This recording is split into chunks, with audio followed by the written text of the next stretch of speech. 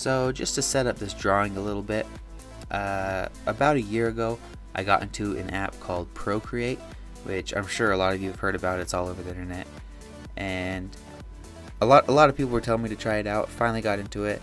Didn't love it at first. There's a little bit of a learning curve. Not a very tough one if you do your research, but I was lazy and didn't care that much and just had a hard time with it. So I bounced off it pretty quickly and went back to my default drawing app, which is called Sketchbook. And for those of you who have seen any of the other videos on this channel, you've probably seen me draw in Sketchbook.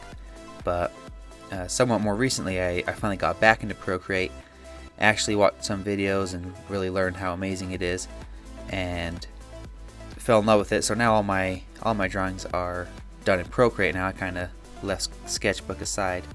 But I was going through some of my old drawings and found this one of the Flash, and decided to kind of give it an upgrade. This was about a year old when I found it and started working on it. And I've seen a lot of YouTube videos of people showing their 1-year progression through, Photoshop or Blender, Unity, 3D animation, anything like that. And they're really cool being able to see, everything that the person's learned throughout the year. And I thought that'd be something kind of cool that I could do with this drawing, because it was one of, if not the first drawings I did in Procreate. And coming back to it, I've definitely learned a lot and definitely have done a lot better since then. So I thought it'd just be kind of cool.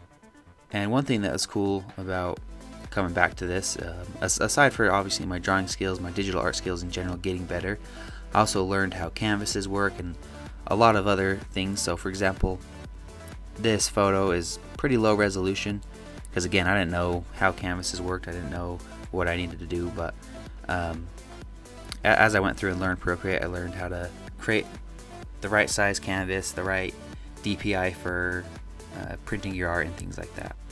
But yeah, coming back to this after a year, it was just horrible. At the time I drew this, I could draw better than this. I was trying to bust one out real quick just to kind of learn Procreate, and it didn't go well. I didn't spend the time I should have. So it was honestly kind of embarrassing looking at this. It was only a year old, because at that time I was drawing things that were a lot better than that, but I just didn't take the time to actually try with that drawing. But with this one, you can see I've pretty much at this point erased all the original lines and drawn some new lines. And this position, my kind of idea was he's running and at the last second kind of stopped, and he's kind of sliding forward on his feet and looking over at what would essentially be the camera. Just felt like it was a lot more dynamic and cool, and I could still have the whole motion blur behind him and lightning coming off and everything like that, but be subtle but still much more dynamic of a pose. And already, even just as the lines, this is already such a better drawing in my opinion. Something I'd be a lot more proud to show off, even though I did post that other one on Instagram back in the day. This one already I think looks much better, and you're actually going to see in a minute here. I'm going to transfer this whole thing over to a new canvas with a little bit of a higher DPI, which is something you need to make sure that you have a really good print if you decide to print your art. But also I could edit the time-lapse settings to record in 4K, which Procreate for most of your canvases does not default to 4K recording. But that's kind of why the canvas, you can see, kind of zooms out and goes to a little bit more of a narrow screen. And it's something I actually try to do most of the time when I am doing a video for a 2D drawing. I try to screen record, so you'll actually see me zooming in and out and working on each individual area. And that can be good and bad if you're time-lapsing it down to something like 30 seconds, then the canvas is just moving so fast you can't really tell what's going on, and that's why Procreate's great, because it doesn't matter how much I zoom in or out, it always records it from the same view, which is great. But for these YouTube videos that are, 10, 15 plus minutes long, I think it's a lot better when I zoom in and you can actually see a lot of those details, because like right now I'm working on his hands and his arms, but sometimes you can't really tell where the pencil's going, especially in this stage when I'm just sketching stuff out. It's a really fine brush, really small brush, so you can't always see it. But unfortunately with this one, I just wasn't thinking about it, and I ended up drawing it without turning screen record on. And luckily Procreate has the built-in screen record, so I'm still able to show you guys. But definitely in the future videos, and most of my past videos, I do try and screen record as much as possible. As far as the drawing goes, though, I was definitely going for a kind of armored flash, definitely going in my own style. But as I was drawing, I started adding in different pieces of armor and like the lightning belt and all these things that in my head I was thinking, oh, these are gonna glow. And I was definitely going for not the classic comic book style, but kind of a mixture of things. So he's got armor, he's got fabric, he's got latex, he's got all these different materials going into a suit, and really I just kind of making things up as I went along, and I'm really happy with the way it turned out. Part of the way through drawing this video, they released the trailer for the new Flash movie, and I know most people online are not happy with that suit. So when I saw that, I can't say that I was either. So I was kind of trying to one-up it a little bit. This is definitely not your typical Flash suit, definitely not something I think you would ever see in a movie kind of in this style, but regardless, it was really fun to do. I have a lot of fun when the pose is all set. I'm really happy with the anatomy and the way everything's looking, and I just get to spend a lot of time on these little details and just kind of designing on the fly, just kind of freestyling as I go. It's a lot of fun. But drawing this way, kind of freestyling, does lead to some issues. For example, I'm never really set on a design. I do change things up pretty much till the end, design-wise, which I would assume most artists do, but I don't really know. I don't know what the best way to draw is. You just kind of draw your own way. But even when it comes to this coloring process, I'll still go back and edit the lines here and there, and like nothing is really set in stone, which I think is good. It works for me because especially if it's a drawing I spend a lot of time on, which I like to do that because I think they turn out better. When you're able to take a couple weeks to work on it and take some time apart from it. When you come back, you'll see issues you didn't see before that you weren't really happy with, and things like that. And doing that, for me at least, inevitably leads to changing something, which I think is good, because like I said, I like kind of freestyling my designs as I go, and it's always fun to have a design that's open enough that you could change it. If you come up with a really cool idea at the very end of the drawing, you can still add it in, which I would assume that's how most artists work, but I don't know.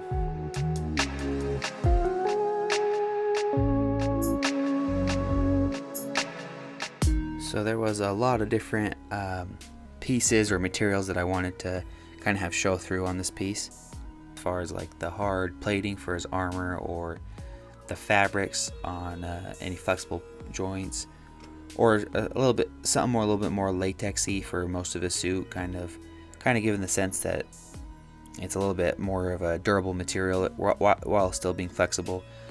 And I kind of had a hard time with that because it's, for the most part, if I'm drawing something like this, I'll just go in and draw it all by hand. For those of you who have seen my past videos, have seen the Avatar: The Last Airbender fan drawings I've done, most of those have been done with one brush, which is the airbrush brush, and I'll just scale up or scale down the brush or affect the opacity.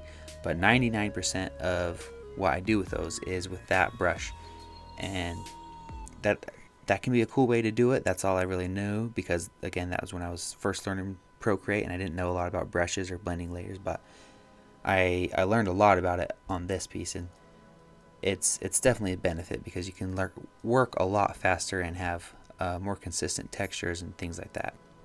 But even knowing that, there's still a lot you have to do traditionally. Of course, like you gotta block in all the shadows and the lights, and I try to give vague hints towards muscle under the suit because I do want it to look like it's a tight superhero suit. But here you can see I'm throwing on this kind of hexagon texture, and by using different blending layers, kind of getting a cool textured effect across the material. And that's just a texture I found online on Google Images and threw in there, and you can kind of warp that to make it actually look like it's flowing over, like his thighs, for example. It actually distorts as it goes over, as the fabric rolls over different parts of his body, things like that. And some that I haven't done a lot of, but really just was getting into it with this drawing, and I definitely want to try and utilize that more in the future and learn a lot more about it. And it does need some touch up afterwards, but it's definitely a really cool and really powerful technique. Throughout using blending layers, though, it's constantly changing the color and the tone of, for example, this red fabric that most of his body's covered with. When I add that texture on, it's a black and white texture, so depending on which blending layer I use, it can look really good, but also it can kind of affect the actual shade of red that I might be going for. So that is also something that's kind of a battle. You're just constantly going back and forth and tweaking little things here and there to make sure that it looks like you want it to, and it's not gonna darken his fabric too much or lighten it too much or whatever it may be. And another trick that I've known a little bit about, but I really utilized quite a lot on this video, was something called a Gaussian blur. I'm not sure if I'm pronouncing that right, but basically you draw something, for example these lightning bolts, and then you affect it with a Gaussian blur modifier, and you could there's like a sliding bar where you could affect how strong that modifier is, but you basically take a solid line, like these lightning bolts were just solid lines, and then it just kind of feathers the edges and blends them out to give you a really nice natural glow effect. And it's really cool, it's really powerful. You can do a lot with it. What I ended up doing was drawing all the lightning in the yellow color that I wanted, doing the Gaussian blur effect on it, and then that will kind of inevitably dull the color a little bit because it does just take the solid line you have and blend it out. So then I'll duplicate that layer to a couple times, and then remerge it down on top of itself to kind of thicken up that color. Or thicken up is kind of a relative term, but if that makes sense, just try to add some color on top of the color that already exists, but with that nice blur effect, kind of glowing effect going on. Do that multiple times, and then the last one I'll do will just be a slight Gaussian blur with white on the inside. And to each their own. Some people might not like this, and I might come back to this in a year and hate this, but right now I'm really happy with the way this looks. It's really cool glowing effects you can do. And that's pretty much it for this piece. It's just about done. Like I've mentioned a bunch of times, I'm super happy with the way it turned out. Definitely looks a lot better than that one I did a year ago, and yeah, I'm just thrilled with it. And I would love to hear what you guys think about it in the comments down below. Tell me if you like this one, or if for whatever crazy reason if you prefer the old one. And anybody willing to like, comment, subscribe, anything like that, just super appreciate it. Helps me out a ton. But most of all, just want to say thank you so much for watching. And you can, if you're interested in a print from this, you can check it out from Fine Art America, and you can also check out my Instagram or any of my other social medias. You can find the links to any of those in the description. And once again, thanks for watching.